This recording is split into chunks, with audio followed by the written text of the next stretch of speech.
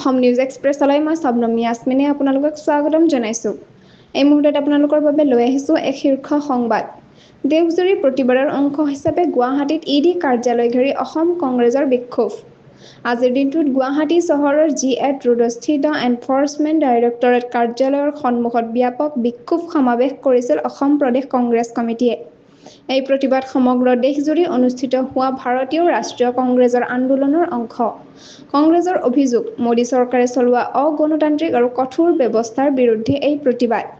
APCC সভাপতি ভূপেন বৰুৱাই বিক্ষোভত অংশ লৈ কয়, ইডিক ৰাজনৈতিক অস্ত্ৰ হিচাপে ব্যৱহাৰ কৰা হৈছে। ছোনিয়া গান্ধী আৰু ৰাহুল গান্ধীৰ বিৰুদ্ধে চলোৱা এই ৰাজনৈতিক ষড়যন্ত্ৰ আমি কেতিয়াও মানি ল'ব নোৱাৰো।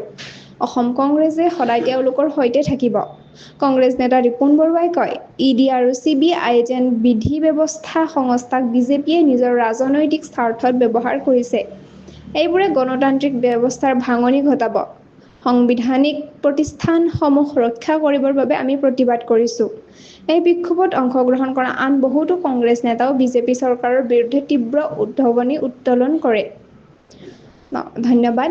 এনেধৰণৰ নিউজ পাবলৈ অসম নিউজ এক্সপ্ৰেছ চেনেলটো ছাবস্ক্ৰাইব কৰক, লাইক, কমেণ্ট, শ্বেয়াৰ কৰিবলৈ নাপাহৰিব। লগতে কাষতে থকা বেল আইকনটো দবাবলৈ নাপাহৰিব।